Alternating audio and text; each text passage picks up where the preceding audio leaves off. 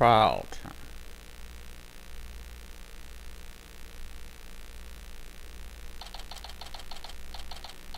Oh, there's an option.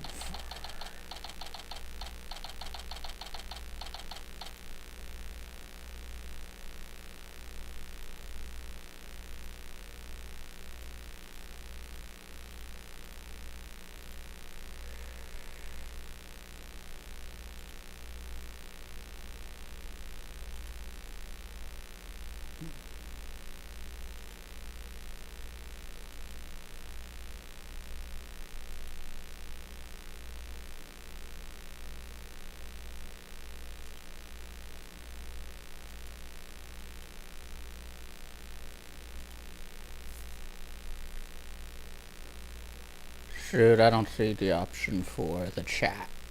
Whatever.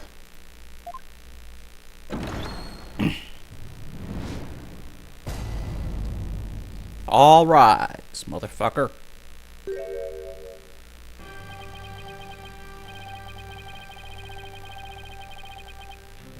What happened last time? I don't remember. I suppose we should reconvene the trial of Solomon Starbuck or something. Your Honor, could you please come out from under your bench? There are no more bombs, I promise. Alright, I forgot. Are we flashing back or flashing forward?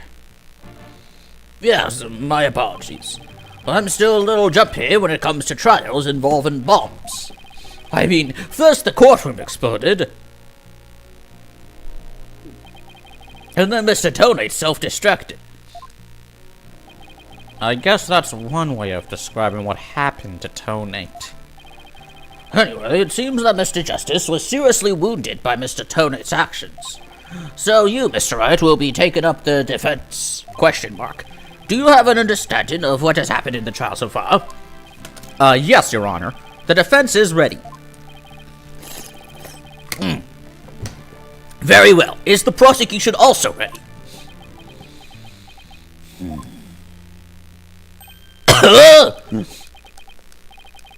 I take it you'd like me to give the opening statement this time. Looks like the judge has become a pretty good mind reader. And a doormat. Well, he's certainly seen more than his fair share of call for prosecutors. You could say he's something of a veteran of sorts. Let's see, in the previous part of this trial, we learned that the victim, Clay Tarrant, escaped from Launchpad 1, carrying the defendant, Solomon Starbuck. There were explosions on the second floor of the Space Center and on the rocket itself. The two astronauts used the Launchpad 1 corridor to reach the boarding lounge. And how could the victim climb down the ladder if he was carrying the defendant? That was the mystery that needed to be solved. But Mr. Justice proved that the victim was killed in the boarding lounge. Prosecutor Blackwell, were you able to discover any new facts related to this point? Upon further investigation, we discovered an oxygen tank fragment in the lounge. Surprisingly, it would appear that Justice Donner's argument was correct. So that means the testimonies of the first two people on the scene are suspect.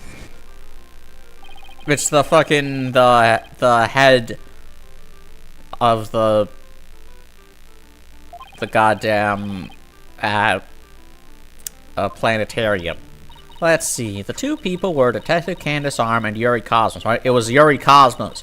You think that one of them might have given a false statement to the police? Yes, it's certainly possible. We might have to do a little more digging. And just as our team was about to cross-examine Detective Arm, a courtroom bombing incident occurred, and the trial was put on hold, and she died. That accursed fellow, he killed my witness. He killed Detective Arm. Weren't you fucking defending him from the defense's accusations of him killing it? Now you're... God. No integrity with these fucking prosecutors, man. Hey, Pap. He definitely put the kibosh on anyone asking her about what she saw. By which I mean he murdered her. He killed her. She's dead. Exactly.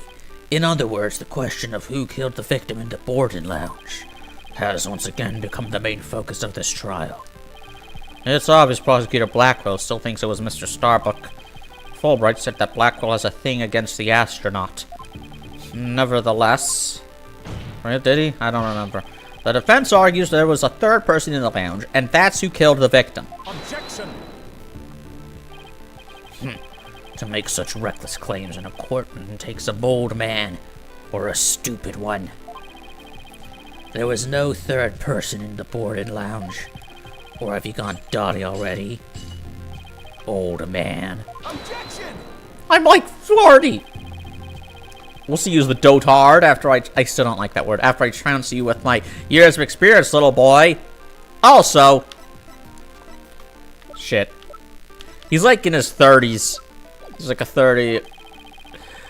In any case, Mr. Starbuck claims he saw someone leaving the lounge. Furthermore, a Space Center employee also saw a suspicious figure at the scene. I forgot what voice I gave her. Whatever, I don't like her.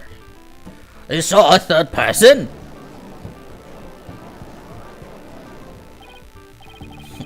I see my sister has been running her mouth. Oh, that's right, they're siblings.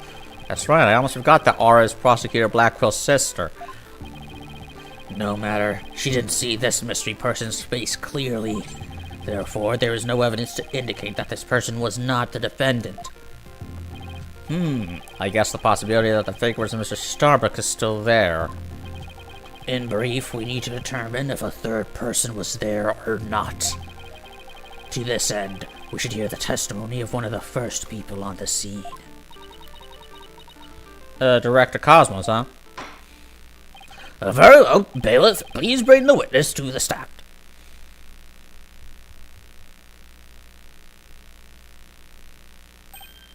Well, I believe I've seen you before in the newspapers. Again, forgot if I gave this guy a voice or not. Well, of course you have, for I am Yuri Cosmos, director of the Cosmos Space Center, which is of course named after me, Yuri Cosmos. I think it was like a Kirk, Captain Quark, Zap Brannigan ass was, whatever. Don't you have anything you wish to ask me? Looks like he's all geared up to do some bragging. 7 years ago, I successfully launched the Hat 1, and... Fucker. Everyone already knows how brilliant you are. Even I am trying to hold back my tears at seeing such a great man standing before me. Tears of laughter! Ha ha ha! So could you please proceed directly to your important testimony? Ha ha ha ha! I see this fine young lad has a proper appreciation of greatness. Then allow me to begin my epochal testimony that will be recorded in the annals of history. Yes, I know that's not how it's pronounced. That speech of Prosecutor Black was just now. It sounded more to me like he was poking fun at Director Cosmos. It's probably for the best. It sailed right over the director's head. Now then, Director Cosmos, the condensed version of your illustrious testimony. Please.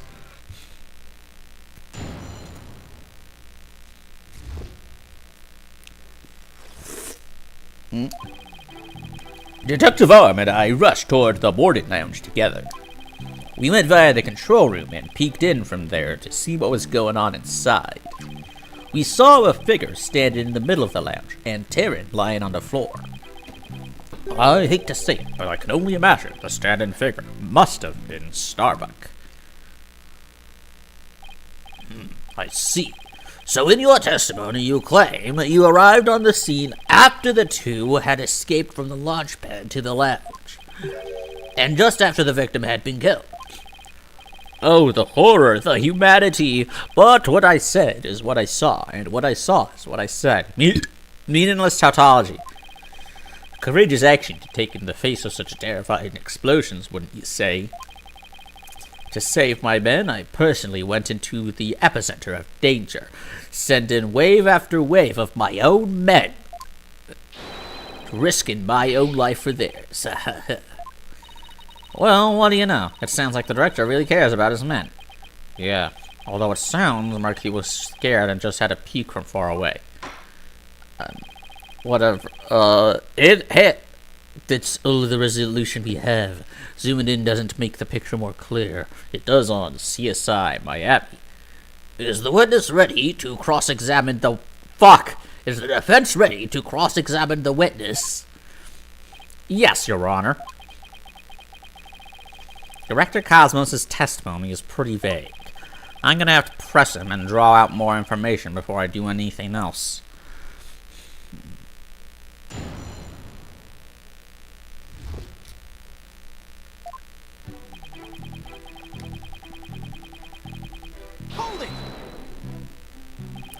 Where were you coming from? The 6th floor. The 6th floor. We were making sure any stragglers made their way to the 4th floor. It was then we heard about Starbuck and Terran and hurried to the 3rd floor lounge. On my galactic scooter here, of course. Why do you keep calling it galactic? Does that have something to do with space? Yeah, you can't just add words to... Adding galactic doesn't make it... It's, of course, it's specifically designed to be used on galactic battleships. I see. Then I take it works in 0G too? Sadly, no. With the current state of technology as it is, I'm afraid it wouldn't just float about and be galactically useless. Just say zero gravity, you pretentious porcupine fuck. Well, that's a galactic bomber. Cow bomber. I see. So you rushed to the boarding lounge on your space-age pogo stick. And when you got to the scene, what did you see?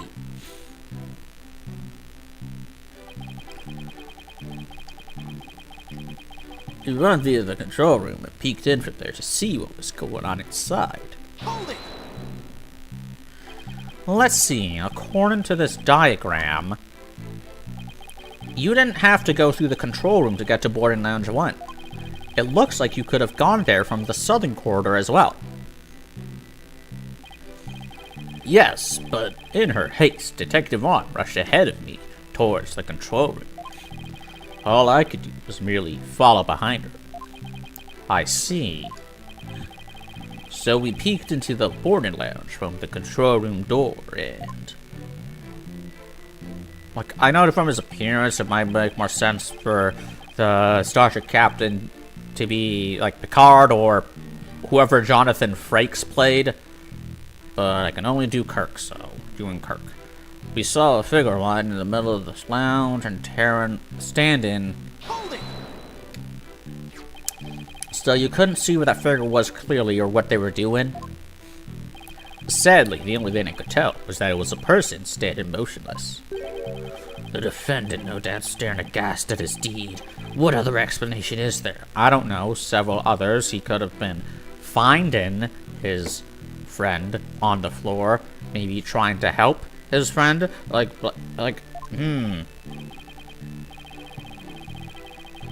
so close, but without evidence, I can't prove that person's the third party. I didn't relish in this, and... Like, wow, it's almost as if the police and prosecution are so incompetent that they'll just fucking arrest the first suspect without any other investigation. Just assume... Okay, I'm... Guilty until proven guilty. Shit, what? Aura Blackwell also saw a suspicion. What the fuck happened? What? Why was that? What was that pause? Whatever. But she gave the statement that it was too dark to see the person's face clearly. Did you see this figure's face clearly? No, not clearly. The lighter they were holding illuminated the area around their feet at the time. But other than that, I could see little else. That's why I could see Terran, but I couldn't see who the other person was. So, for all you know, it might not have been Mr. Starbuck. Isn't that correct? I would like to believe that. Starbuck isn't the type of man who's capable of murder. Objection! When the witness entered the boarding lounge, there was no third person there. Isn't that correct, Great Space Center Director? Yes, that's right. Only Starbuck and Terran were there at that time. After we peeked in, the lounge suddenly went dark and the figure vanished. You mean they disappeared? That's odd. Objection! The reason the figure appeared to vanish is because it was the defendant. When the witnesses weren't looking, he fell to the floor and feigned unconsciousness. Hold on. Director Cosmos, did you ever take your eyes off of the scene? Just for a brief instant. About as long as it takes for a shooting star to go by. If you took your eyes off the scene, then this third person could have escaped during that time. But what escape route could this person have used? The direction opposite the control room. The southern door to the elevators. There's no security lock on that door, so it would have been possible to escape that way. Objection! All things are possible, right, Dono? The real question is, do you have any proof? Well... If we're just talking possibilities, we could each profess whatever you'd like. An inmate used to be a university professor and a researcher used to say. Lunar researcher. That there is a kingdom of little green men who will live under the surface of the moon. As long as they don't punish us in the name of said moon.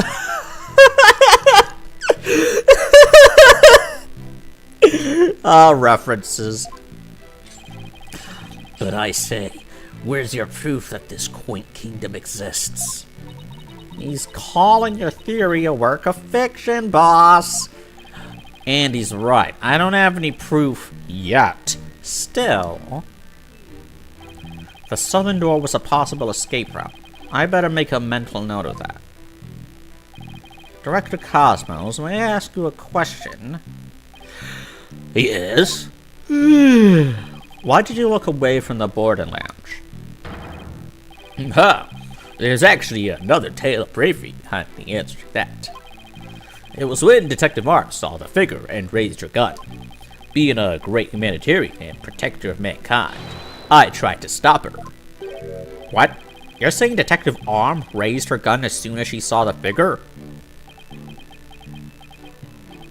I imagine her instincts as a detective told her they were the killer.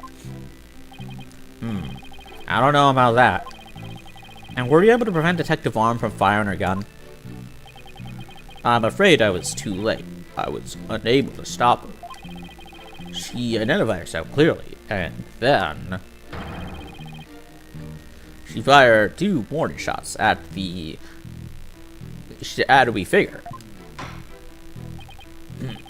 This information about Detective Arm's actions sounds critically important. Please add it to your testimony. Oh shit, am I supposed to look for contradictions? Detective Arm fired 2 warning shots at the figure.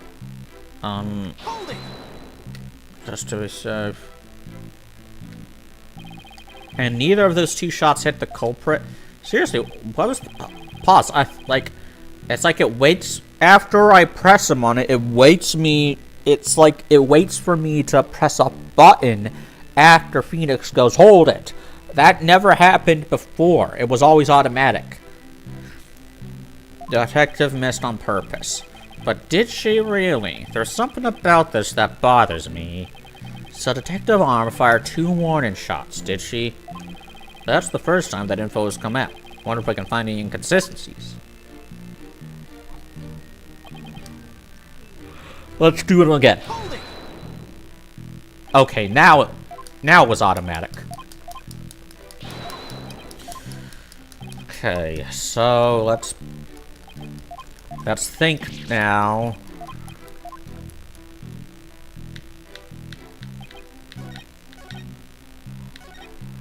Two warning shots.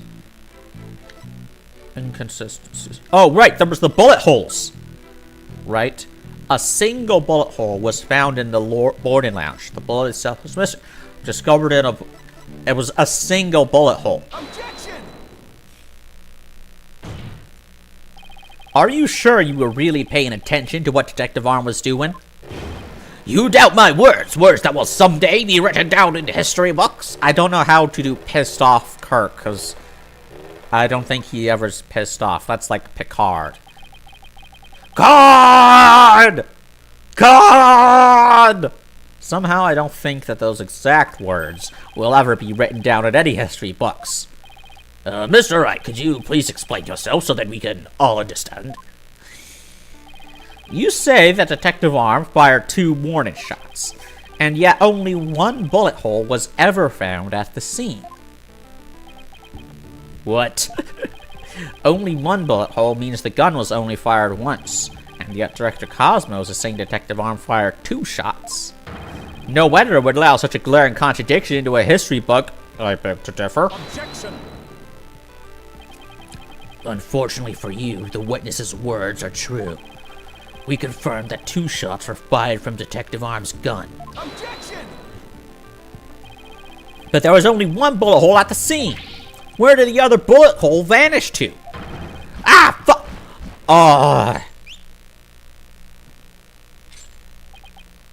You should know the answer to that already. I should. During the previous trial, a certain oxygen tank was presented as evidence. We've already discussed that it was ruptured in the lounge, have we not? Well, it appears that the thing that ruptured it was a bullet. A bullet that was found near the tank, to be precise. This bullet was fired from a .38 caliber gun. Oh! Oh, you bitch! Oh, you dumb bitch! I got you now! What?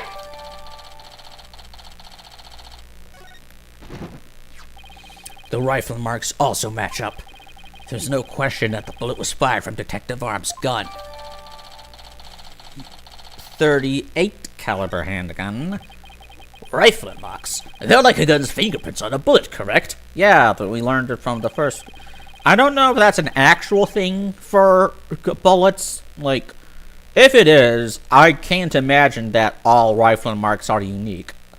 Like, fingerprints aren't unique. There are actually identical fingerprints. And identical snowflakes.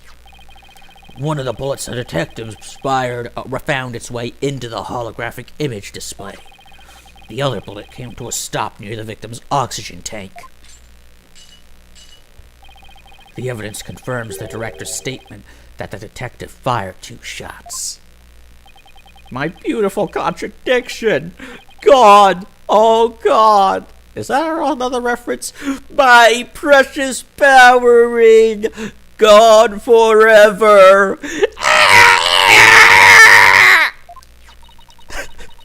So that bullet hole was from a .38 caliber, huh? I better update the record. I gotcha now, bitch.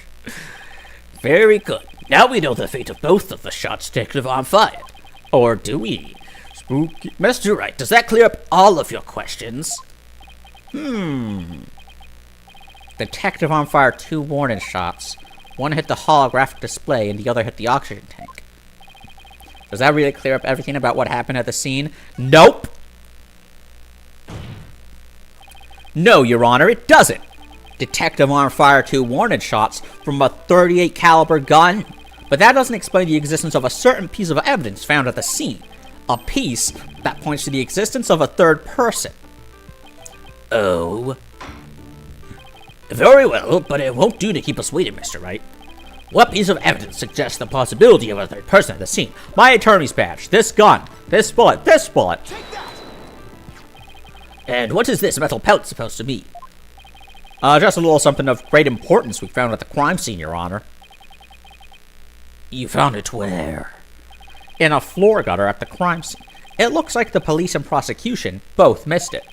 Furthermore, this is a .10 caliber bullet, making it much smaller than one of Detective Arm's .38 calibers. Then that means... Oh yeah, exactly. One more person must have been there in the lounge. A third person who had a gun that could fire .10 caliber bullets. Ugh, I got you now, you fucking moron bitch. And if that's true, it explains why Detective Arm fired warning shots. This third person fired at Detective Arm and Director Cosmos with their gun. And in return, the detective fired her warning shots. Isn't that how it really went down, Director Cosmos? It looks like you've deduced my miraculous tale of survival. Yes, you're absolutely correct. The mystery person fired upon us. What's this now? Just proudly admitting to perjury. You never breathed a word of any of this to me before. Yeah, how does it feel, motherfucker? Well, all great men have a secret or two, don't you know? I hate my job. So Director Cosmos really has been hiding the presence of a third person all along. Director Cosmos, I want you to testify to the court about what you really saw. You may be a very great man, but in my courtroom you are just another witness. You won't receive special treatment here. Now please give accurate testimony.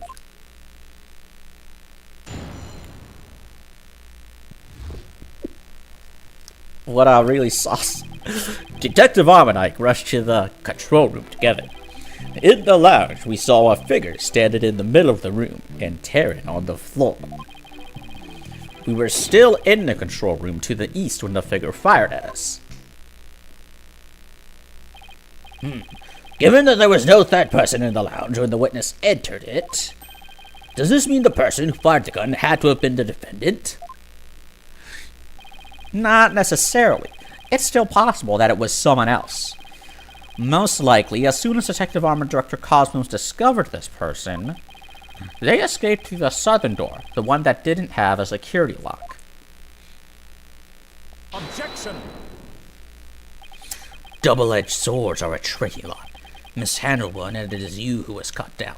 I mean, the same is true about a single-edged sword. It's not like a single-edged sword is safer. It's like, you can still cut yourself with a single-edged sword. Your reasoning could apply if Spaceboy were the killer as well. Think about it. After being discovered, he could have fired the 10 caliber gun.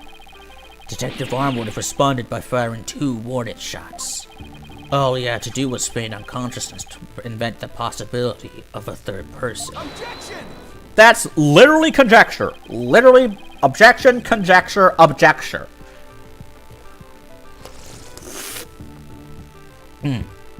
But Mr. Starbuck didn't have a gun in his possession when he was found by the police, nor has a gun been found at the crime scene.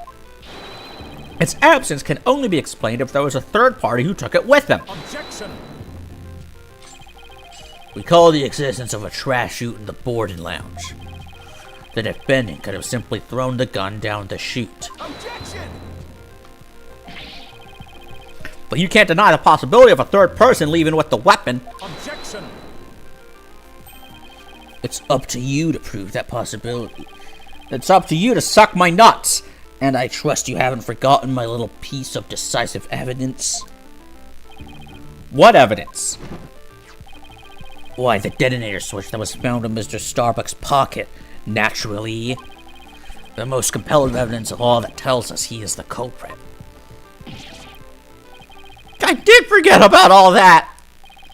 Look, your baldness, how deliciously obvious it is that they lack the evidence to rival mine.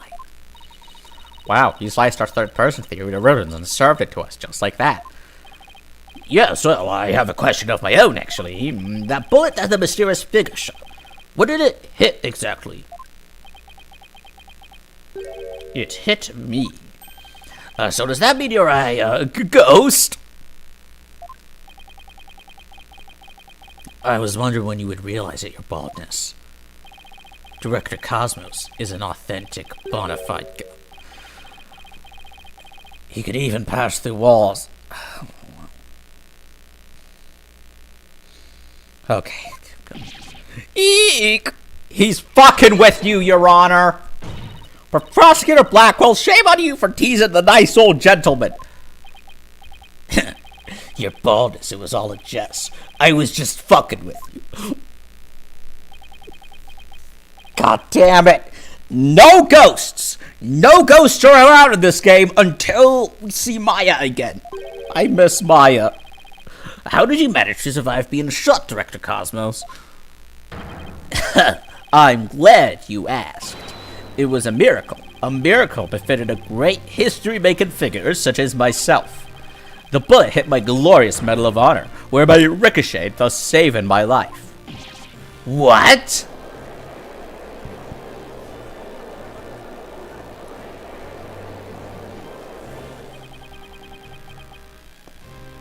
That's unbelievable. I have to check this out. Oh, wow. Look at that. There's one extra Gyaxa star.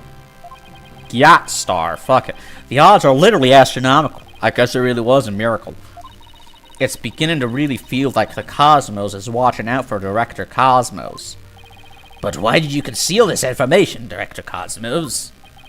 A great man such as myself has to hide things on occasion, no matter how much it hurts. It is the plight of the truly great. It may be hard for this gentle nation to understand. You are under oath.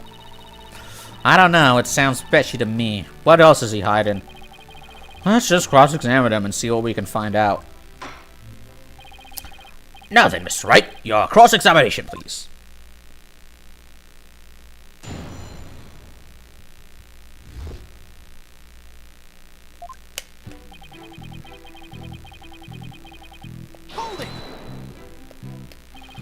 Now, we've already heard all about this part.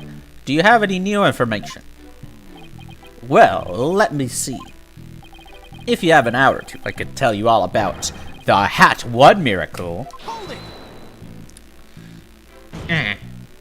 We already know all about that, too. Tell us about something related to this incident. I see. You want to know about incidents. Well then, let me tell you about the many incidents that made me the man I am today. Yes, if you have the time, I will tell you all about the upbringing of this great man. You've told us all about that already as well. What we need now is your testimony. Did I really already tell you all about my upbringing? I don't recall doing so. Director Cosmos, perhaps you could save your boastful tales for later. If I must. Well, we peeked in through the control room door, and in the lounge we saw a figure standing in the middle of the room, and tearing on the floor. But it was so dark you couldn't see his figure's face, isn't that right? Yes, the room was as deep and dark as outer space itself. Speaking of outer space, during the Hat 1 launch 7 years ago. If it's about that Hat 1 miracle again, you can sawed off and tell it to a stray mutt. Blackwell would fucking hate how every episode I always say, Phoenix Wright is based on the real-life Japanese legal system. I just say the same thing every time I play this game, because I keep forgetting the last time I said it. He would fucking kill me. Excellent idea. No reason why the animal world shouldn't hear of my greatness. And so they shall. But first, your testimony. What happened next? We were still in the control room to the east when the figure fired at us. So, in other words, you were fired at while you were at the control room door. That is correct. Oh, fuck! That is correct. There's something not quite right about that. Director Cosmos, the bullet this person fired hit you, isn't that... I said that as if Director Cosmos was the name of the bullet. Director Cosmos, the bullet that this person fired hit you, isn't that right? Yes, it was a miracle. A miracle befitting a great history-making figure such as myself. The bullet the figure fired hit me while I was in the control room. But as the Cosmos would have it, the bullet bounced off my glorious Medal of Honor. In that case, the bullet would have wound up somewhere around the control room door. Okay, so Director Cosmos was in the control room to the east. And while he was there, he was shot at by someone with a 10 caliber gun. But the bullet hit his metal, so he was able to escape with his life. He's a very lucky man. No wonder people think he's great. Hey, I'm pretty lucky myself, so if he's a great man, then I'm king of all the cosmos. Nice reference, and also, yeah. Detective, oh shit, okay. Rushed to the control room. In the lounge, we saw a figure standing in the middle of the room, tearing the floor.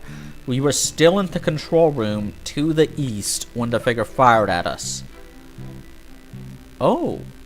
The perp held a lighter with an earth emblem and a knife. Okay, I don't think that'll be important. No, that's not it. Where's the other ones? No, that wasn't it. Why don't we have the... There's the knife. We were still in the control room to the east when the figure fired at us. Oh, no, wait.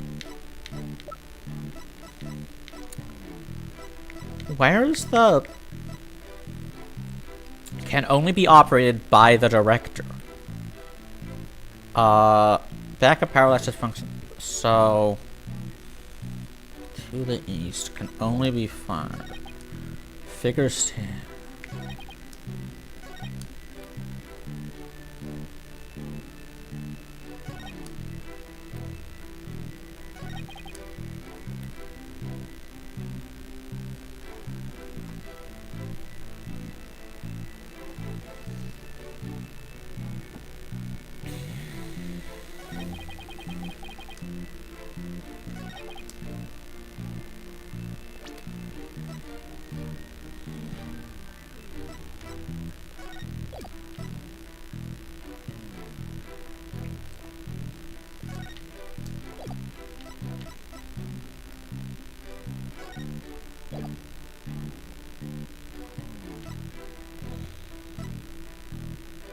Oh, that's where it is.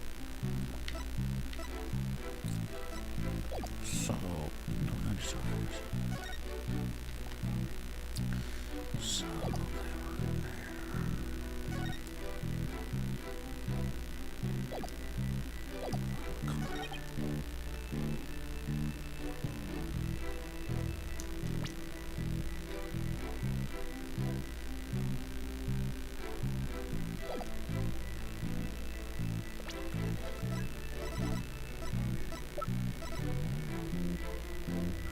oh, wait a minute. If they were in the control room when he got shot, then how could the bullet have been in the boarding lounge? Okay. Objection! Ah, yes. Director Cosmos, I believe you are telling this great court a glorious lie. A great man like me tell a lie. Have you ever heard of such a thing in all of history? Introduce yourself as the man who never lies. Lie all the time. My accusation is based on the positions of the people who are in the lounge. According to your testimony, you and Detective Arm were near the control room door, and the mystery figure was standing in the middle of the boarding lounge. If, as you say, the figure fired a gun at you from this position, then the bullet would have traveled in this direction. Boop, boop, boop, boop, boop. However, we found the 10 caliber bullet here. Oh. This trajectory and where the bullet was actually found contradict each other. Director Cosmos, where were you really when you were being shot at? Ah, Mamma mia! I'm guilty! Guilty! Ladies and gentlemen, I present to you the human merry-go-round. Objection! Don't tell me you've forgotten already. Didn't the witness himself just tell you? The bullet hit his metal. Yes, and then it fell into the fucking gutter, you skunk hair bitch! Ugh. Objection!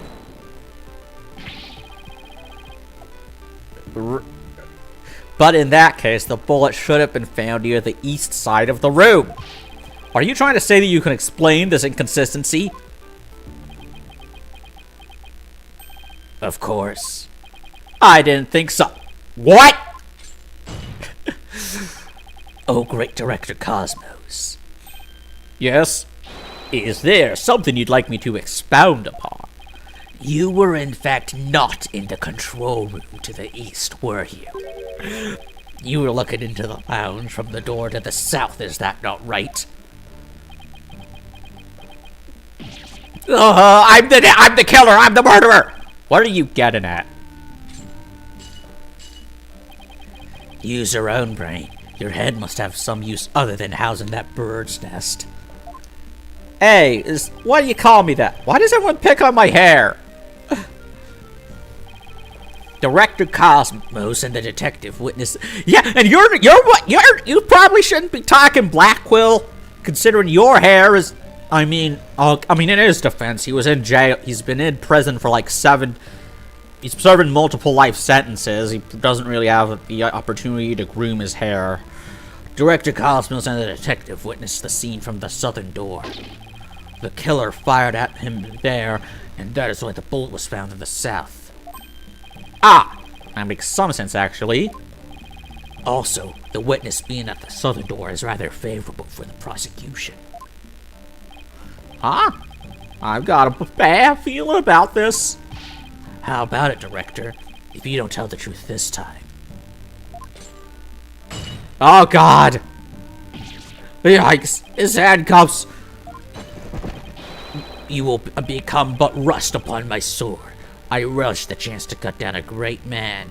You've gotta get stronger links, I swear to Christ. Alright, I'll tell the truth. Just put your sword away. Why do they give him a Don't ask stupid questions. You are correct. I, the great Yuri Cosmos... For God's sake, Silver, you've asked that question every stream. Are you that so fucking stupid? I was looking into the room from the southern door. What? That's the complete opposite of all the testimony he's given so far. It's almost as if he lied. And now you have lost your possibility that a third person was in the room. I have? How? Don't fall for it, Simon. He's gonna bamboozle ya. The director and the detective were near the southern door, meaning the killer couldn't have escaped through here. The western door required print recognition. The corridor beyond was filled with smoke. The only escape route left was the eastern control room door. And the only way to get through there was with Director Cosmos' fingerprints. Oh, okay, he didn't have something planned for that retort. Okay, guess he's gonna have to fly by the seat of his pants for this one again. In short, there would be no escape for any third person had there been one. No! My third person just disappeared, like in one of Trucy's magic tricks. Gone forever! Order! Order in the court! Director Cosmos, why did you tell such an outrageous lie? You were covering for the defendant. Isn't that right? But the... Fuck this. Yes. It was all for the love of my men. If I said I was in the eastern control room, it would mean the culprit could have escaped through the southern door. It would have meant that there could have been a third person. All I wanted to do was protect Starbuck, and it clearly didn't work because the prosecution didn't believe you! I said I was in the control room to invent an escape route for a third person.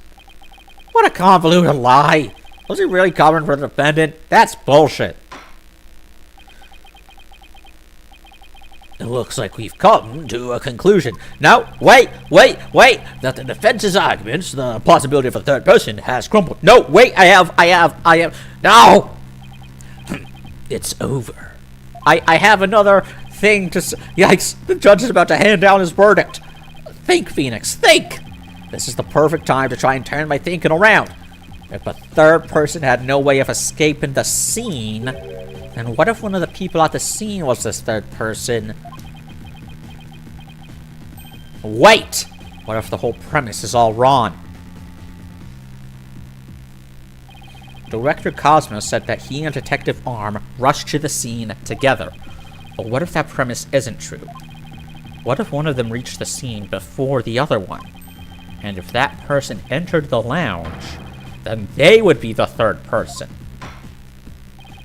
The defendant is the only one who could have killed the victim and shot at the director. There doesn't appear to be any room for argument against these claims. You're forgetting one thing, Your Honor! I will now render my verdict. Objection! You're forgetting one thing, Your Honor! Please wait, Your Honor. There is still one possibility. Oh, this had better be good, Mr. Wright. There was one and only one person who could have escaped from the scene. And that person would be the first person who arrived on the scene. Then, upon entering the boarding lounge, the second person to arrive came via the southern door. That's why the first person fled from the room using an escape route that was accessible only to them. Very well, let's hear more about this theory. Who is this one person who could have escaped from the boarding lounge? Let me say first. I'm a lawyer. I'm allowed to do this. Could have escaped from the boarding lounge. Take that! No, that wasn't it.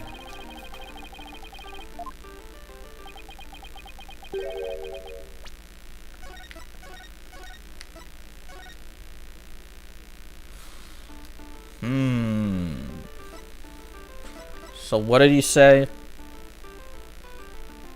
Fled from the room using an escape route that was only accessible to them. Well, obviously it was the director. Take that! What? But that's... Mr. Wright, what are you claiming here? Of all the people who were at the scene, only the witness could have escaped. The director is the only one with the authority to open the control room door, after all. But that means... Yes, exactly. The true identity of the third person is our current witness, Director Yuri Cosmos. Oh! What? What?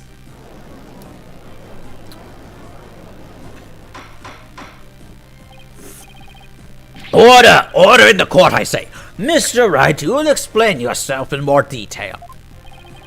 I assert that Director Cosmos arrived at the scene before Detective Arm and entered the boarding lounge alone. Detective Arm arrived after that and saw a suspicious figure who was actually Director Cosmos standing in the lounge. And that's why she fired those 2 warning shots. I've been hit on the starboard side. Captain Wright, it's a direct hit on the enemy ship, sir. A magnificent shot. Warning shots fired from the enemy ship. Prepare to intercept. Cosmos, you have told a lie in this court once again. Yeah, I've been hit on the port side. The enemy has called in reinforcements. Earth to Cosmos Control Center. I'm requesting permission to ask that you return to reality. But my ship will not go down to anything less than the ultimate weapon of evidence. Objection! Oh, I got evidence, bitch. I got it. But I do have evidence. In fact, you could say that your battleship bears its scar. Ugh. If Director Cosmos is the third person or a Blackwell saw, this third person fired at Detective Arm and Director Cosmos with a gun, and in return, the detective fired her warning shots. Isn't that how it really went down, Director Cosmos?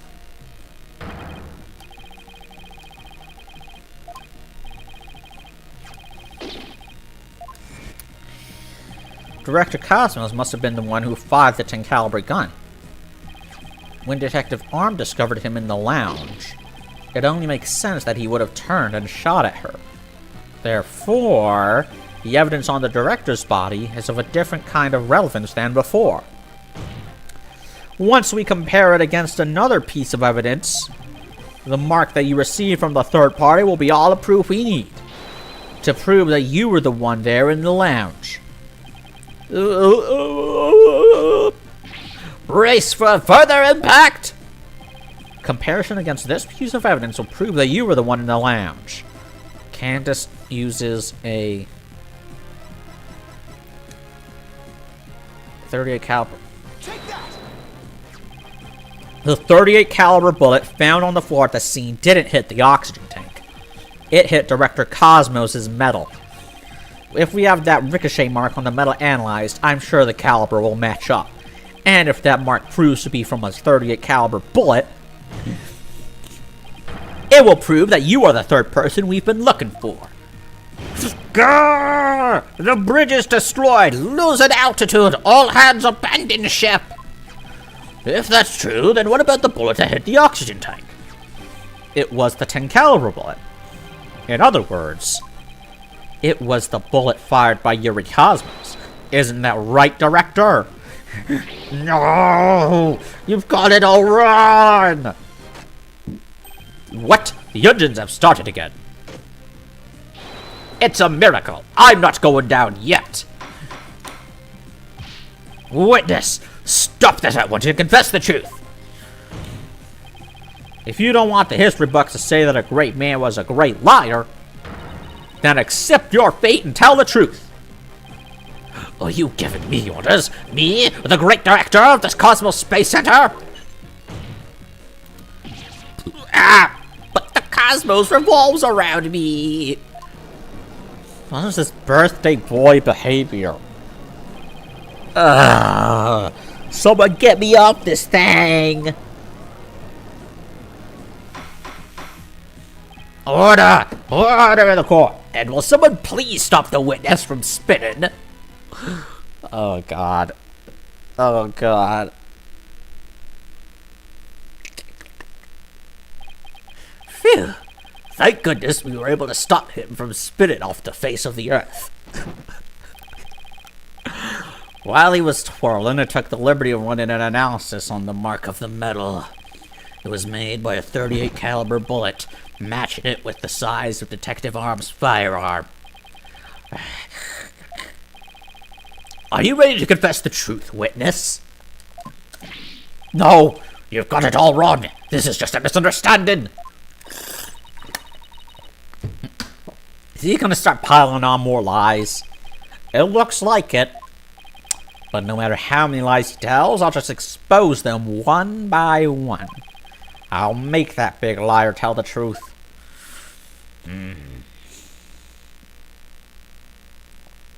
To be continued. Oh.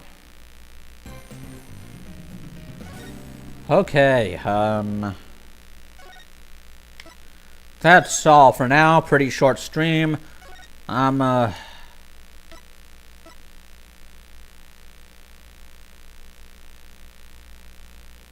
I think we can go a bit longer. Especially since, yeah, it's still the trial. We gotta still continue. Director Cosmos, a new possibility has been presented by the evidence defense. They are claiming that you were this third person. Forgive me. I'm so sorry. So, the great pioneer of space development is revealed to be just another fabulous cur. I only have one question for the likes of you. Shall I send you off quickly or very quickly? Oh! The evidence doesn't lie, Director Cosmos, so don't try to talk your way out of this. Fine, I'll tell the truth. It's all just as you say, Mr. Wright. It's true that I was there at the boarded lounge. I got there before Detective Armor. When she arrived, she fired warning shots at me. I was afraid people would mistake me for the killer, so I escaped to the control room. Then I went past the elevators and all the way around to Boarded Lounge 1 again. I came up behind Detective Arm and pretended to be the second on the scene. What a troublesome old man you are with such convoluted deeds and thoughts. I see. So then, are you still insisting that you did not kill the victim? Of course I am. When I arrived at the lounge alone, I saw the true killer. The great Yuri Cosmos was a history-making witness. Hold it! Now hold on just one moment. We just proved a few minutes ago that the third person that Mr. Starbuck and Miss Aura Blackwell saw was you. No, it wasn't me. I saw this person as well. If I were the killer, why would I lie to cover for Starbuck? I would just leave him to take the fall. That is an excellent point. Oh, what to do?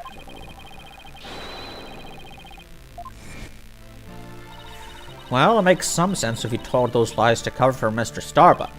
Still, a lie is a lie, Athena. So Director Cosmos claims he's not the culprit, but where's the proof? I just remembered. I have an alibi. Miss Blackwell said that she saw the killer at 10 a.m., correct? Yes, and? Well, I was on the 4th floor helping with the evacuation effort. Ask any member of the staff you'd like. They'll corroborate me. The director is not fibbing to the court for once. I confirm that he has an alibi for the time specified. So, you're claiming that Miss Blackwell saw the killer commit the crime first at 10 a.m. And that you arrived at the lounge after that. Yes. And I believe the person I saw is the same person that Miss Blackwell saw. Although it was pitch black, so it was more of a shadowy figure and less of a person. And I couldn't actually see their face, but it was definitely the silhouette of an earthling. As long as he has an alibi, we can't very well claim Dr. Cosmos was the killer. No, we can't. Then again, maybe we don't need to yet. I wonder if he was really covering for Mr. Starbuck. Your Honor, the defense moves to have the director testify about the person he saw. Very well. Director Cosmos, your testimony, please.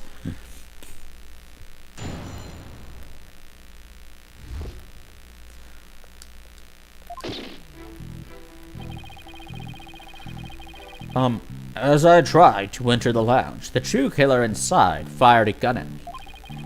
I hid to avoid getting shot, but when I tried to get another look, they had vanished into thin air. I was near the elevator side door and, well, launchpad 1 door, and the control room door should have been shut tight to the killer. So you were shot at by the killer as well, and then they disappeared? Yes, though luckily no harm came to my glorious body. Unfortunately, the bullet hit Terran's oxygen tank. I know because I heard a pang. A pang! That must have been the sound of the tank being ruptured. Wait, but I thought the bullet hit his metal. That was Detective Arm's bullet, remember? Oh, right. What a mess this is turning into. So, let's see. Director Cosmos is claiming that when he found Mr. Terran and his killer, the culprit shot a 10 caliber bullet at him. Right, but it actually hit Mr. Terran's oxygen tank and ruptured it. Then the killer disappeared and the director went into the boarding lounge.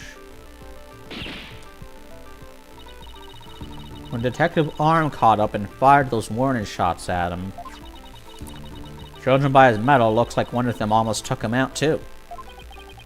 Good summary, but that doesn't explain where our mystery killer went.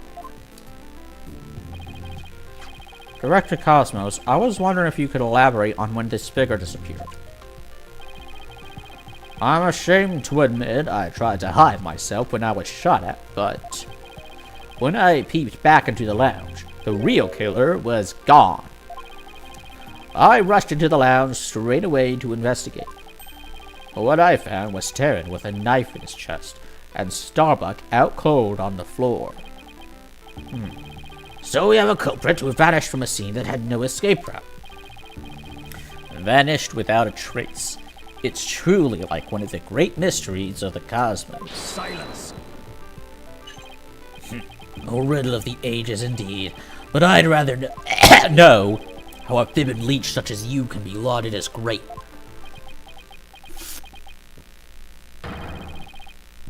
A great man is always misunderstood in his own time, but he must remain true to himself, even if those around him don't understand. Well, that might be the first true statement he said all day. But how do you suppose this person managed to vanish so suddenly? Simple, because it was Space Boy himself. When he was spotted by the director in Aura, he quickly feigned unconsciousness. That would certainly take all the mystery out of the idea of a vanishing culprit.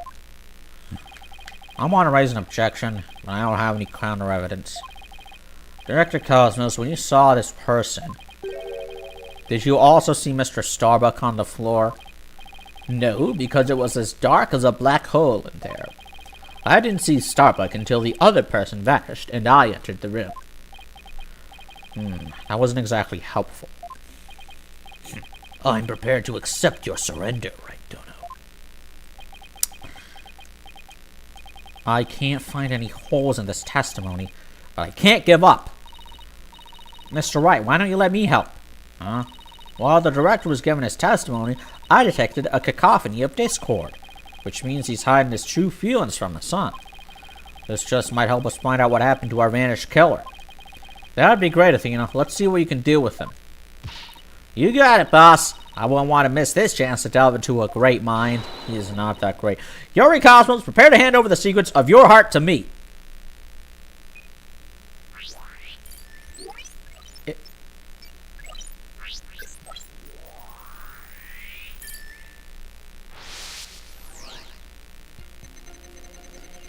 Try to enter the lounge. Rage, sadness, shock. I tried to avoid getting shot. When I tried to get another look, they had vanished into thin air. I was near the elevator side door, and the launchpad 1 door, and the control room door should have been shut tight to the killer.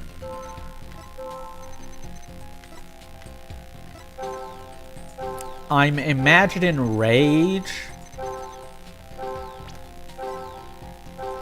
Is it rage? Well, I don't think rage would be unexpected if he saw his dead body, but...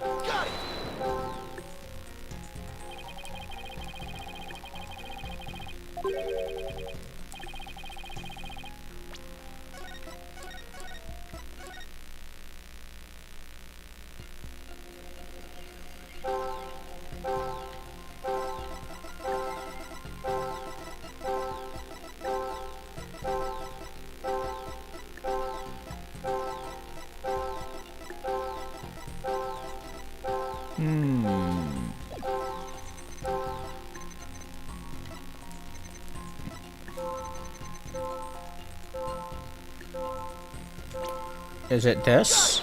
Yep!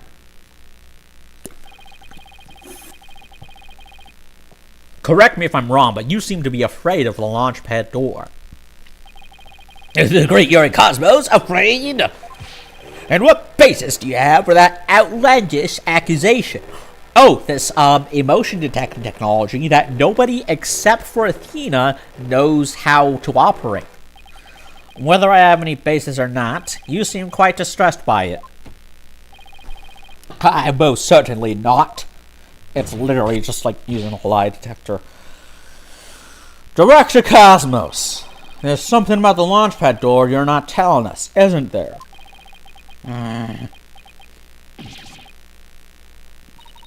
Wow, he's speechless. It looks like you hit the nail on the head, boss. It's working, boss. One more punch and it'll be a knockout. There seems to be one more emotion that's at odds with this testimony. Go get him. Okay, back in the Matrix it is. Time to pinpoint a way to victory. Let's jack in. Wonder if I...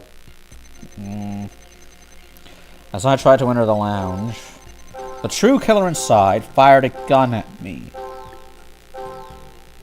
Fear, shock, rage...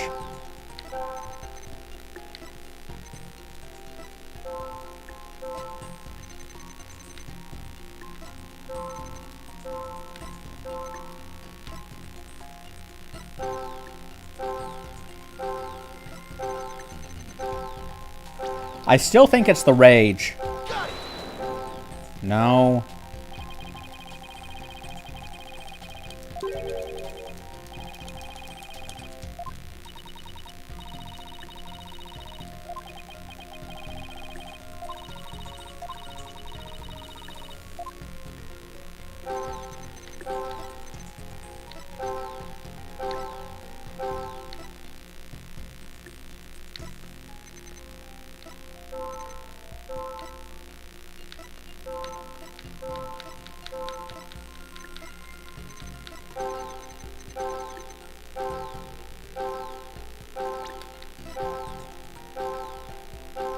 Surprise?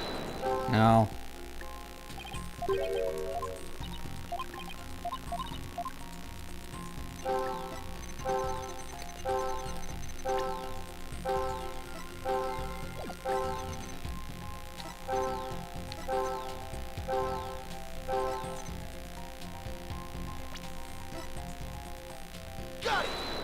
Oh, the absence of emotion is also important. You must have thought it very strange that the killer vanished into thin air. I did. That kind of thing just doesn't happen, usually. And yet, at that time, you barely registered any shock at the occurrence. What? Why are you... I can only think of one reason as to why you weren't surprised by the killer's vanishing act. You must have had a good idea of where they went. Isn't that right? What? No, of course not. That's preposterous. Only I can enter the control room. And the area beyond the launch pad door was filled with smoke, making it impassable. And as for the southern door, I was standing right there, so there was nowhere for the killer to run to. Maybe, or maybe not. You went into the room to check on Mr. Starbuck and Mr. Terran, yes? What if the culprit took that opportunity to silently slip out through the southern door? I highly doubt it. As you recall, right after I entered the lounge, Detective Arm came rushing towards it herself via the southern hallway. Anyone trying to escape through there would have been caught by her. And yet, the director wasn't surprised that the killer vanished. So you're absolutely sure there was no escape route for the culprit to use? Yeah. I'll just input those 2 pieces of data and... Yes! Just what I wanted to see. Presto changeo. Less discord. Boop. It looks like we're on the right track. Thanks, Athena. Now to make sense of what we've learned. Director Cosmos wasn't surprised that the culprit suddenly vanished from the lounge, which points to the possibility that he knew where the killer had escaped to. Furthermore, talking off the door to the launch pad made him uneasy. In other words, he's probably hiding something about the launch pad 1 door. When we put these 2 pieces together, only one solution to this puzzle comes to mind. Director Cosmos, did the real killer escape through here?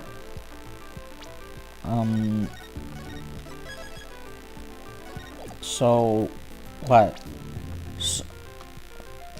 Wasn't surprised that the culprit vanished from the lounge.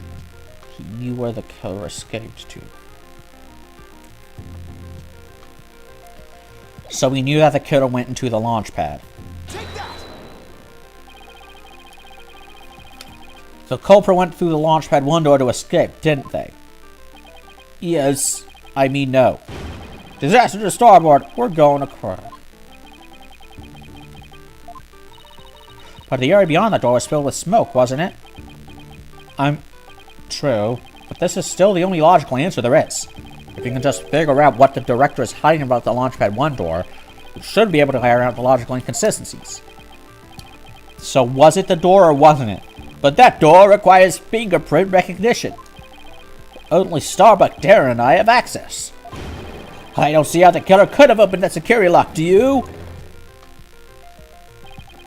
That's an easy one. The killer was right there in the boarding lounge, meaning there's a way he could have easily gotten past that security lock. Come to think of it, we did examine the prints on the fingerprint recognition device. Oh my god, I propose that the killer used this person's fingerprints to get past the security lock. Wait. The victim?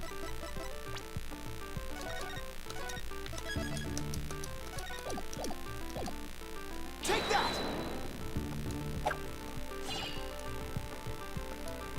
Rude.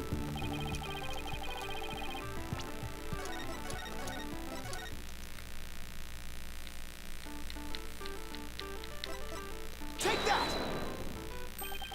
That's... Mr. Starbuck was lying unconscious there in the boarding lounge. Anybody could have easily gotten past the security lock by using Mr. Starbuck's prints. And actually... Mr. Starbuck's prints are exactly what we found on the device's screen.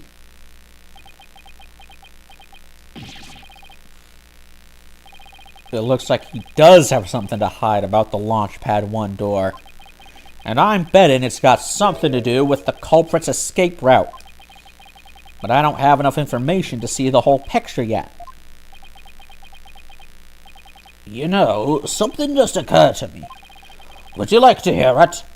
Huh? Oh, yes, by all means. There's a security camera in boarding lounge 1. Right, the one that recorded the victim and the defendant. What about it, Your Honor? If the true culprit escaped into the Launchpad 1 corridor, and that might be recorded on the security footage as well, then the mystery would be solved. What do you think of my logic? I mean, yeah, sure. I say we try it. I hope you didn't strain your faculties too much for that. Stop being rude! I beg your pardon? Look, if we play the security footage beyond this point. Oh, right, it cuts off. The camera was running on backup power, but apparently the power cables were damaged. Most likely by the after effects of the explosion. There is no footage after this, be it of criminals or space aliens. And I thought it was such a good idea, too. It was. Just because your grandchild is watching From the gallery. Oh, yeah, I forgot he had grandchildren. it doesn't mean you should try to show off too much. I am. Prosecutor Brockwell, how did you know about my grandchild? I think his grandchild just learned a little about the harshness of the adult world. Why is his grandchildren in the gallery watching for a murder case? That is setting aside the issue of grandchildren. I'd like to have the witness continue. Director Cosmos, could you tell us more about when you entered the lounge? Gah, if I must. I tried to avoid getting shot. Hey, your rage is gone. What happened to the absence of the rage? I went into the lounge. Are we sure that's... Whatever. Went into the lounge. Info update. But that's when Detective Arm appeared from the elevator side door. And then the detective shot at me. So you see, the killer could have only escaped to the launch pad, right? Rage. No.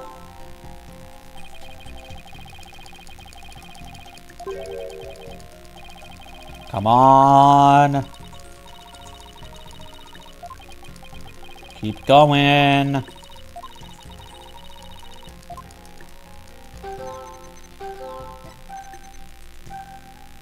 Dash arm, free from the elevator side door.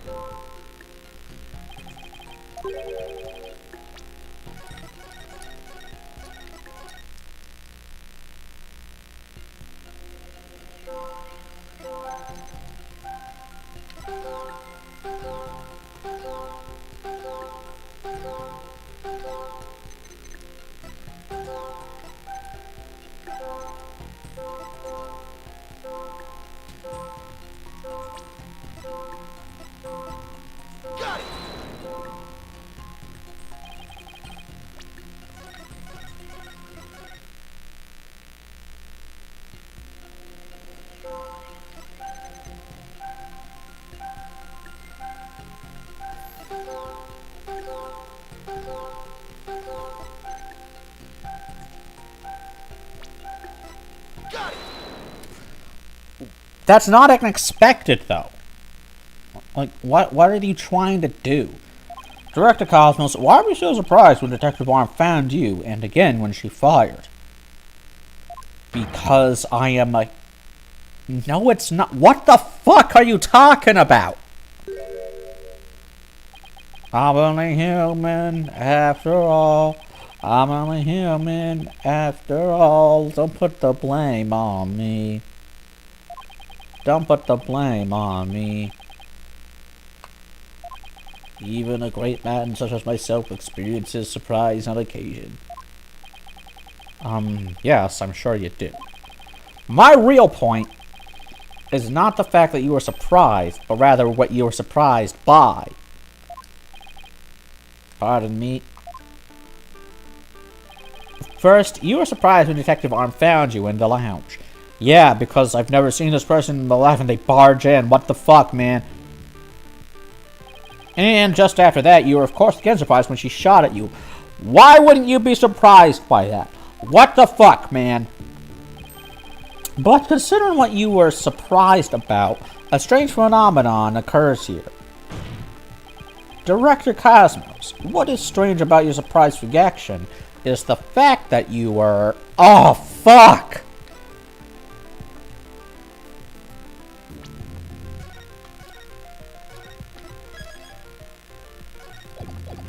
Okay, surprised twice? When the detective found you, a self-styled great man, and then you were surprised again when she fired warning shots at you. Would such a self-professed great man such as yourself be surprised by such things?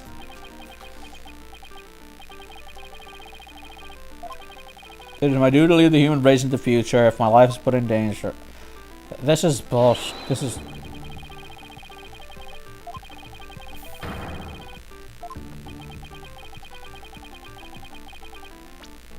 That wasn't it. That was not it.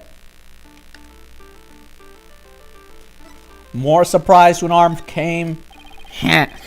Sure, you were surprised when Detective Arm shot at you.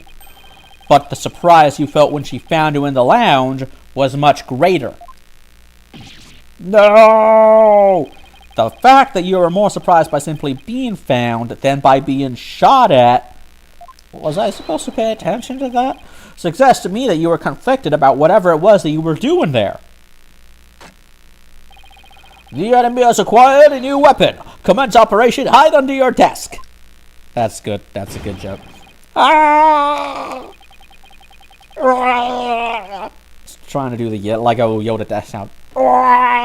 Please tell me I finally sunk his battleship. Alright. Boss, I'm getting less Discord now. That must mean he really is hiding something about that launch pad door. And whatever he's hiding most likely has something to do with the killer's escape.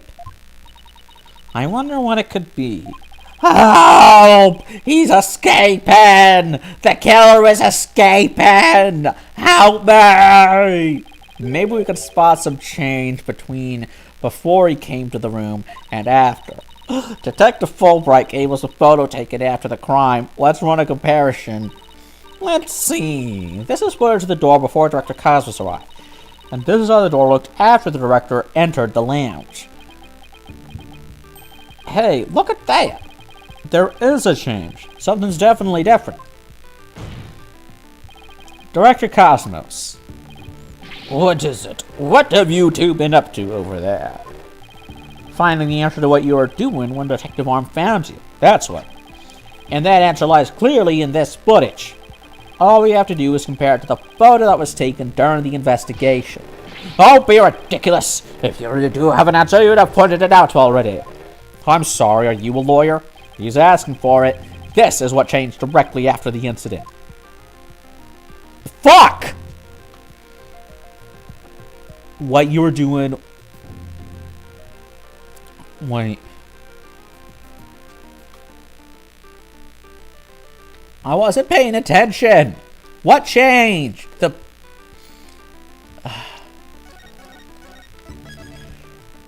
What changed? The oxygen tank? Take that! No.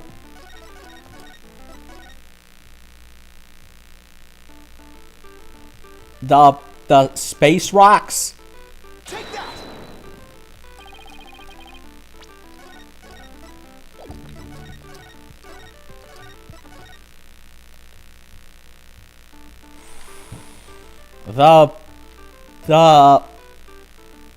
This? Take that!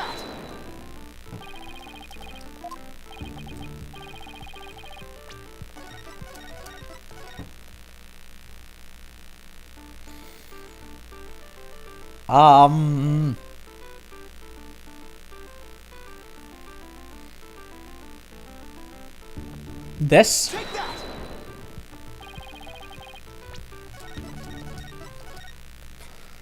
Uh...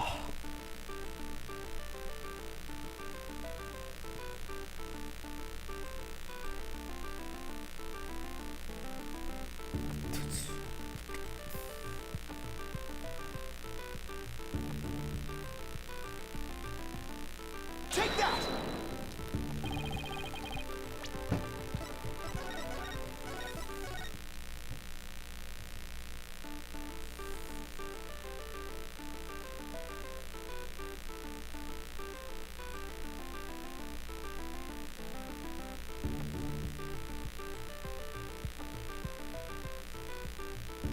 Take that! What? The answer is this knob. Ah, that's... Your Honor, please take a look at this footage. Let's see. Take a look at the knob next to the launch pad door. As you can see, it's horizontal. Yes, it is, isn't it? However... Oh, God, how the fuck was I supposed to remember that? When we investigated the scene of the crime yesterday, the knob was vertical. You've got to be... And what does that mean? Yes, what does that mean?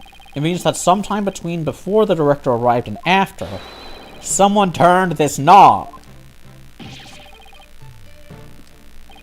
After the scene was discovered, you were the only one who could have turned the knob. Come on now, Director Cosmos. Let's hear what you have to say. What were you trying to do by turning that knob on the door? Grrr, fine, I admit it. You're right, I did turn that knob. That knob is a safety lock meant to keep the launch pad in place. I was afraid there would be more explosions, so I wanted to move the launch pad away. You wanted to do what? Hey, didn't Ponko tell us something about how they prepare for launch? She said that once the launch pad's fully assembled, it's moved to the launch site.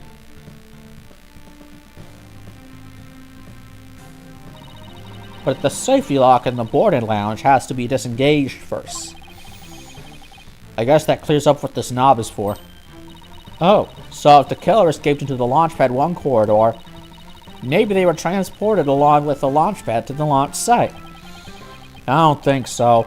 The Launchpad 1 corridor was filled with smoke. I don't think they could have escaped through that corridor. So then where did the killer escape to?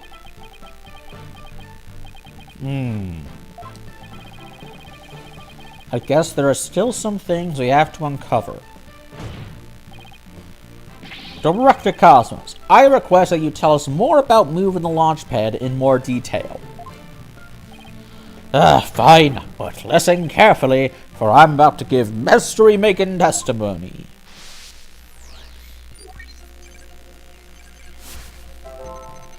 I had no choice but to disengage the safety lock. Why the fuck are you happy about that, bro?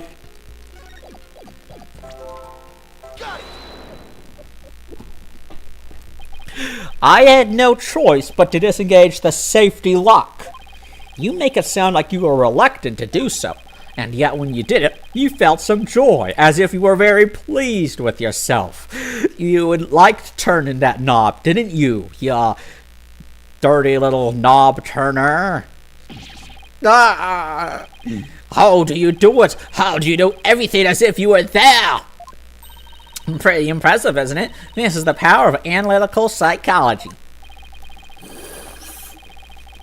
So, care to explain why you felt joy when you disengaged the safety lock? When I think back on the facts you've discovered up to this point, I have to believe that you were trying to fulfill some hidden agenda. How do you know about that too? Because I'm more or less a pro at guessing. But you have proof that I had a hidden agenda. And even if I did, I would never have to tell you. So there! I know they say people regress as they grow older, but you, sir, take the cake. Cake. And how could you doubt such a man with such great intensity, intelligence, and integrity? Silence. You, a man of integrity? Don't make me laugh. Prosecutor Blackwell? What came over him all of a sudden?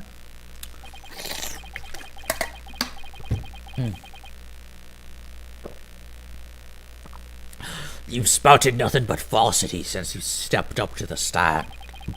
You're not the kind of man that will be glorified in the annals of history. Not for greatness, anyway. Unless you consider greatest barefaced liar in honor. Liar! Gulp. His words bite harder than his blade. You moved Launchpad 1 after the explosions. My, how naive you are. You fail to realize how even the facts themselves have betrayed you. You know, just a thought, but modern English can be your friend. And here's a thought for you. Immediately following the bombing, Launchpad 1 was on the boarding lounge 1 side. The police confirmed this on scene. What? So that means the director didn't move the launch pad. Curse my judgment for calling history's greatest liar to the witness stand. Let us leave him to indulge his lies and war games to his heart content. Liar! Objection! Worst thing you can do in this attorney is call the witness a liar, because they'll get personally offended and perjure them, and like fucking perjure themselves, just like they're like, no, I'm not a liar. I'm giving another testimony. You fire. That happens every game. It happens every game, but it doesn't make sense. You can't deny that someone turned that knob, and once the safety lock was released, I'm sure the pad must have went somewhere. If we chase down the truth of this issue, we just might find where the killer escaped to. Ah! You're sure it must have went somewhere? We just might find out. Your arguments are nothing but conjecture, bluffing, and wishful thinking. Stop chasing your fantasies and see reality for what it really is. Or are you not man enough to, boy? Ah!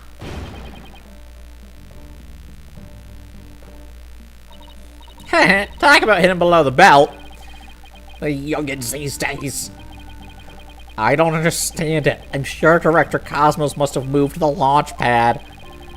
The knob was definitely turned after he came to the door, but the launch pad is right where it's supposed to be. Ah! Wait a minute. Maybe I have it all backwards. What if the director turned the knob not to move the launch pad away, but to bring it back to where it was supposed to be? What are you blathering about? What if the launch pad was at the launch site before the incident? And then, after the incident, Director Cosmos moved it back to its usual spot. My brain is just blank sugar cookie dough. All he had to do was turn the knob to call the launch pad back, and it would be right where the police found it. Ah! My cowlick! Okay, there it goes.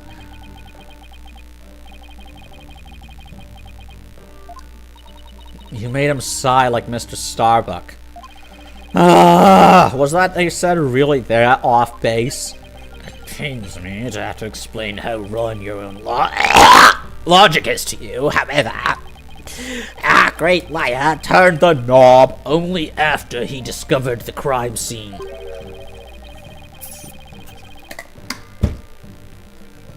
Indeed, the pad existed beyond the lounge when our Astro Wonders made their escape. A fact that has been recorded for posterity on filmless film. Alright. So, to reiterate, stop chasing your fantasies and see reality for what it really is, boy. Get a grip, Mr. Wright, and focus. We know the launch pad must have been moved. But our deductions and the actual facts of the case are in direct contradiction to each other. Well, maybe the two astronauts never actually boarded the rocket. This footage could be fake. Taken with body doubles after the incident or something. On second thought, that's too far-fetched even for me. Never actually boarded the rocket. Hey, wait a minute. Maybe, just maybe.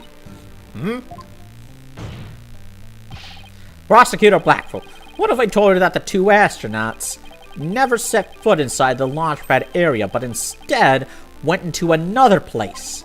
And what if when the director moved launch pad 1 back, it was not from the launch site, but from another place? What would you say then? Cut the existential bull or I'll cut you. Ooh. Mr. Wright, you'll explain yourself at once. I know I'm right. It was all the other way around from the beginning. Very well, Your Honor. Let me explain. Director Cosmos' reasons for moving Launchpad 1 was... I've just not been paying attention at all. I've been zoned out the fuck. Okay. Never actually ordered the rocket. Maybe just never actually boarded the rocket. Who never boarded the rocket?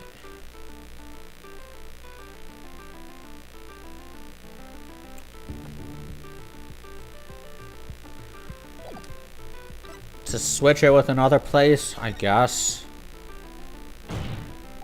Because he wanted to switch it with some other place. I'm sorry, but did you say switch it? But what could he possibly have switched the launch pad with? Oh, you'd be surprised, Your Honor. All it takes is a little thinking outside the box, and the answer becomes clear as day. This is what was switched with Launchpad 1. Oh, fuck. The Space Museum, because it's an exact replica. Right? No, that wasn't it. Fuck. An exact replica. Take that! Launchpad 1 was switched with the Space Museum. In the past, the Space Museum used to be Launchpad 2. It has all the same features as Launchpad 1, and can even be moved to the launch site, meaning the Space Museum and Launchpad 1 can also be switched with each other. You can't mean... The rocket the astronauts boarded was not the one in Launchpad 1. Yo! It was the one in the Space Museum! What? Balderdash! That is insane. And yet, it's the only explanation that accounts for every riddle and inconsistency. This is how the Space Center was just before the incident. I see Launchpad 1 and the Space Museum have already switched places. That's right. And with the two switched like this, the astronauts entered the Space Museum from boarding lounge 1. This allowed the true killer to enter Launchpad 1 from boarding lounge 2 and set the bomb on the rocket. Come to think of it, the door to the Space Museum from boarding lounge 2...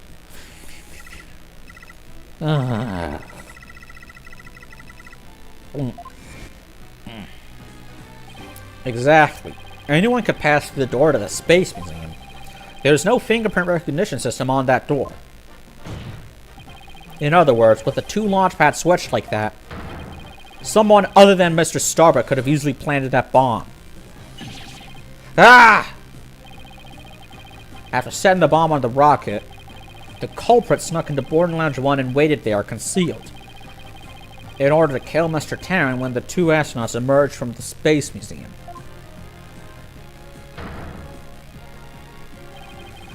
Recall that Miss Blackwell, Mr. Starbuck, and the Rector all saw a suspicious figure, who, we can suppose, after killing Mr. Terran, made their escape into the Space Museum.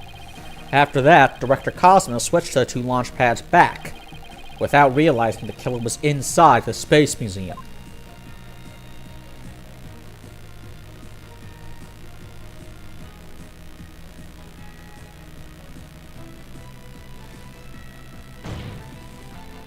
The killer then left the Space Museum and made a clean getaway.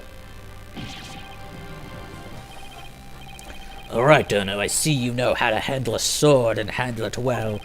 Perhaps I should call you Swords Master Bluff. I'm a seasoned warrior who has cut down many a prosecutor. Silence. But unless you can prove your theory, it's no better than a rusty sword. That's right. You have no proof I switched the launch pads. Somebody needs a better anger management counselor. If the launch pads really were switched, there might be a record of it somewhere. At this point, Launchpad 1 and the Space Museum were switched with each other. So the corridor beyond the door should be the one that belongs to the Space Museum. Let's see. This is an image of the Launchpad 1 corridor. Do you see anything different when we compare it with the security footage? Huh? That number on the floor. Oh! Well, what do you know? It looks like we have proof after all, Prosecutor Blackquill. And if this is just another bluff? Oh, don't worry. It's all right here. Right in this footage. Proof that beyond this door is the corridor to the Space Museum. Very well then, answer this for me if you would. What in this footage proves that the corridor belongs to the Space Museum? It's this number. Take that! There's a 1 on the floor of the Launchpad 1 corridor. But take a look at the floor of the corridor in the security footage. Do you see the number on the floor behind the astronauts? It doesn't look like a 1, does it? That's because what you see is actually part of a 2. What? Why is it a 2 and not a 1? That's because the corridor you see is the one to the Space Museum. Gah! And so that means the corridor in this footage was not filled with smoke. That's right, because the explosion didn't occur in the Space Museum. The explosion occurred in Launchpad 1, on the side opposite the Space Museum. And now that we know the 2 astronauts escaped from the Space Museum, the mystery from the previous trial of how they got down the ladder was cleared up. Mr. Terran, Carrie, and Mr. Starbuck simply took the elevator from the upper level down to the middle level. Just incredible. The 2 launch pads were actually switched. Well, you'd think someone would have noticed an event of this magnitude. Everyone was down in the basement shelter when the launch pads were swapped back. There's no way anyone could have known what was happening on the surface. Grr. Spin it again. Yay! We did it!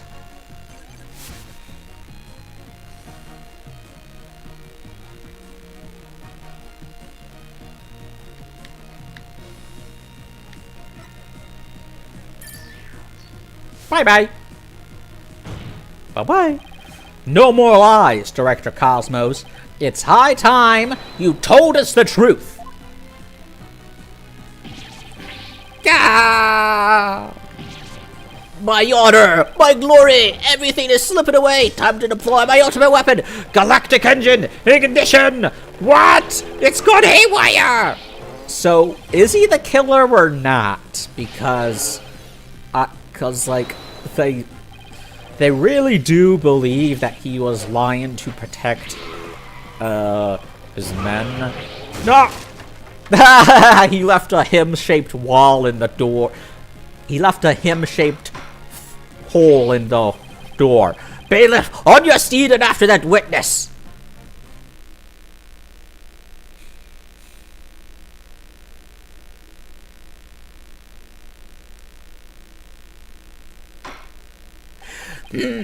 I see we managed to retrieve you before you came to any bodily harm.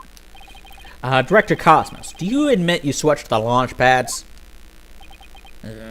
I admit it's true. I switched Launchpad 1 for the Space Museum. It is good to hear words I can believe for a change. Before you do, Your Honor, 2 things. First, we don't know if Mr. Terran had prior knowledge of the switch. As for Mr. Starbuck, he was unaware of his surroundings thanks to his medication.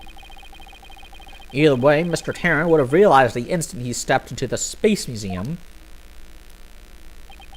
that it had been switched with Launchpad 1. So my first question is, if the Space Museum was perfectly fine, why did Mr. Terran feel the need to put on such a dramatic display? As for my second question, I'd like Director Cosmos to tell us, why he switched the 2 launch pads to begin with. Please, I can't. I exercised my right to remain silent. But I will say, my hands were tied. I was only doing what I could to keep my men from getting caught in that blast. The director is terrified. He must have one heck of a reason for not wanting to explain why. Blackmail? It's blackmail. It's always blackmail. Probably not a good time to try to pry it out of him, huh? Excuse me, but would you mind if I picked up my stars? Without my badge of rank, I'm nothing. Aw, man, I feel bad. I don't see why not. Bailiff helped the director achieve his stars. I feel bad for him now. I'm sorry I thought you were the murderer. It appears the possibility of a culprit other than the defendant has presented itself. Mr. Starbuck, is there anything you wish to say? I don't get it. Me neither, dude. Me neither. What don't you get? Director, why did you do all that? From the very beginning, you never meant for the launch to go ahead, did you? You tricked us! But Mr. Starbuck... Starbuck, my boy, I'm sorry. I can't tell you the reason why, but I had to do it to protect the Space Center. Director! Will I ever get the chance to go into space again?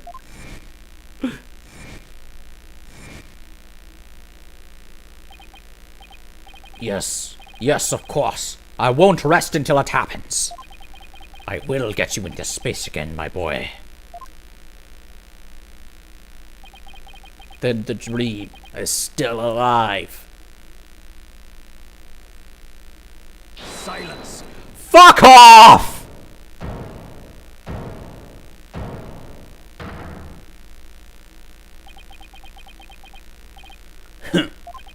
You're not going into space, Starbuck, but prison.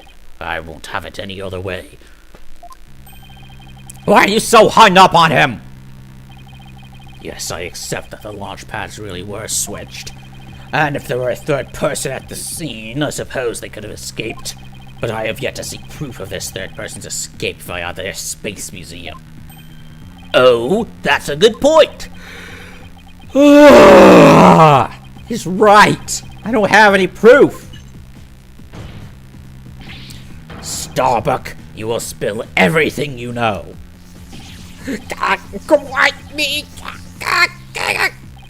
Where did you get those bombs? Tell me now! If you don't, my blade shall feast on your blood! Jesus Christ, dude! What the fuck is your problem? If I'm going to die, I want to die in space! Objection! Your Honor, the prosecution is trying to force a false confession out of my client. Permission to beat his ass and rip his nuts off? Solomon Starbuck, prepare yourself! By the way, this stream is not for kids. Haha, nice. No, you know violence isn't the answer, Prosecutor Blackwell. That annoying, cheerful laugh. It can be none other than...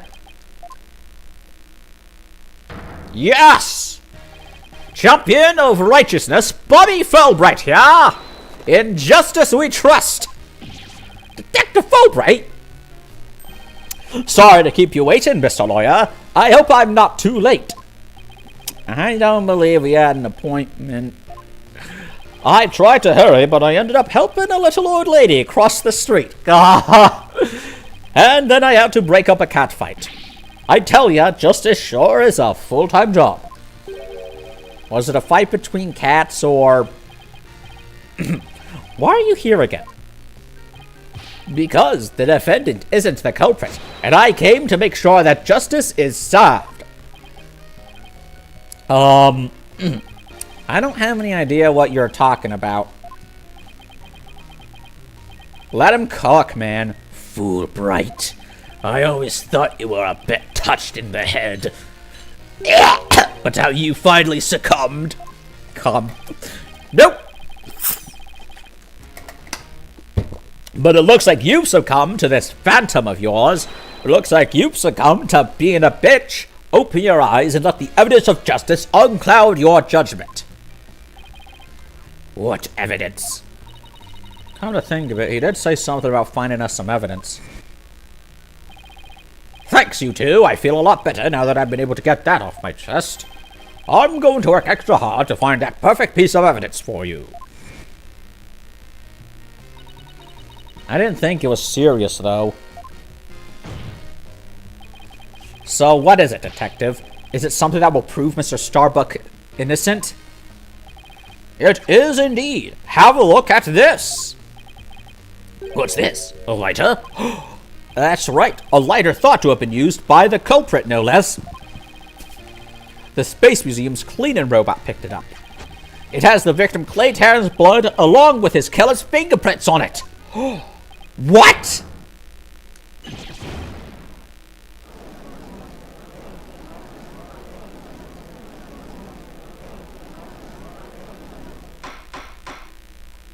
Order! Detective Fulbright, can I assume that the fingerprints don't belong to the defendant?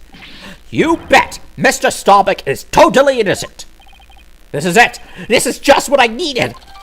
Lighter added to the court record. Your Honor, this is decisive evidence that supports the defense's earlier claim. Explain yourself, Mr. Wright. With pleasure, Your Honor. Recall where this lighter was found. Based on that, we can extrapolate that after the killer murdered Mr. Taryn, they escaped with lighter in hand to the Space Museum, where they dropped it. The switching of the two launch pads occurred. Then finally, the killer left through Boarding Lounge 2 and made their escape. Meanwhile, Mr. Starbuck was found in Boarding Lounge 1 after the murder, a fact that Director Cosmos has testified to. Therefore, Mr. Starbuck couldn't have possibly been the one to drop the lighter there. Silence. But the defendant had free reign of the area until Director Cosmos appeared. Could he not have dropped the lighter in the Space Museum during that span of time? Dude, You'd like that to be true, wouldn't you? But Director Cosmos testified that right after he saw the mysterious figure with a lighter, he went into the lounge and found the unconscious Mr. Starbuck. In other words, Mr. Starbuck wouldn't have had the time to double back to the museum. No, Prosecutor Blackwell, this lighter could only have been dropped by the real killer. Most importantly, Mr. Starbuck's fingerprints were nowhere to be found on this lighter. I think you understand what this means, don't you? This piece of evidence unequivocally proves that Mr. Starbuck wasn't the culprit.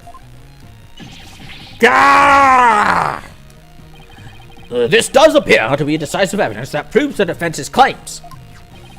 As for the remote switch that was found in Mr. Starbuck's pocket, we could assume it was planted by the killer on the unconscious Mr. Starbuck. No, there must be some mistake. Frankly, Prosecutor Blackwell, I've been worried about you. You've been chasing this phantom for 7 whole years. I understand your urgency because tomorrow... Silence.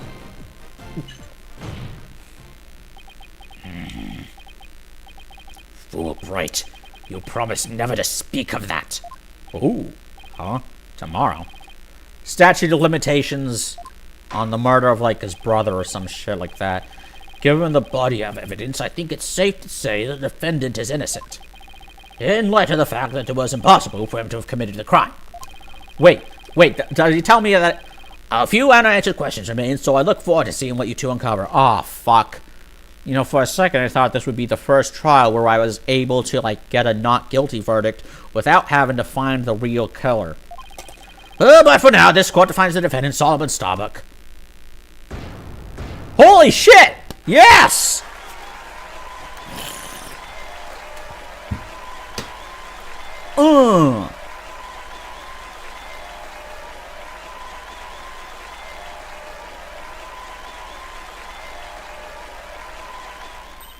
Yes! We did it, Mr. Wright! Looks like we pulled it off somehow, huh? With some help from Detective Fulbright. Mr. Wright, Miss Sykes, thank you. And please thank Apollo for me, too. You all are the best. Oh, I wish we could tell Apollo about Mr. Starbuck's verdict right now. Yeah, me too. But that's gonna have to wait. Now that a verdict has been reached, I'd like to bring today's trial to a close. Court is adjourned.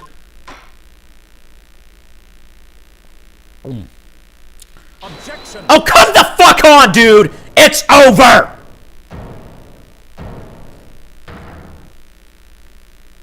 It's too late to object! It simply isn't possible. Something's wrong. Prosecutor Blackfield, are you dissatisfied with the verdict? Fulbright, what were the results of the fingerprint analysis for the lighter? The results? Well,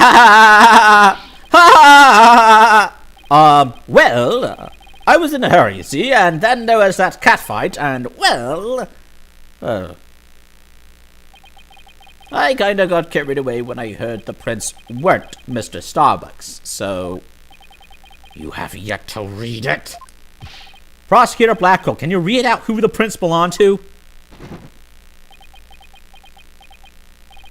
Upon thorough analysis, the fingerprints were found to belong to Athena Sykes! What? So says the report. What? What? What? But me? Okay. This actually surprises me. That actually surprised me. Order, I say! Order! Miss Sykes, tell me you have an explanation for this. We just finished proving that this letter could only belong to the killer. So finding your prints on this could only lead us to one grave conclusion. I don't know how they got on there, but I know I'm not the culprit.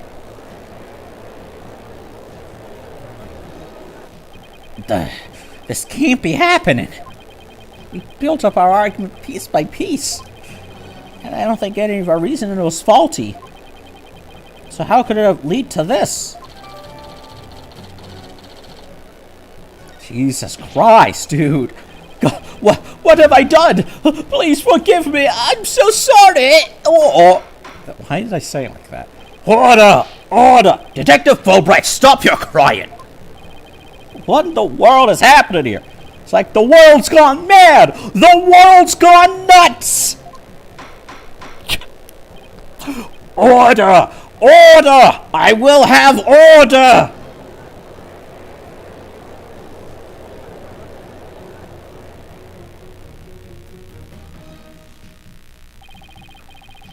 Confusion spiraled into utter chaos. After all we'd fought for, the truth had turned cruelly on us to accuse Athena of the crimes. Somewhere, somehow, everything had gone terribly wrong. We had stumbled over the edge of reason and into the jaws of a twisted darkness. Holy hell.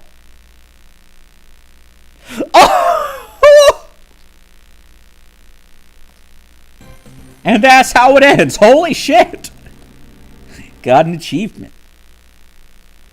Well, I think that's a good time to wrap up. I've been playing this for almost 2 hours, so yeah, I'm gonna sign off for now.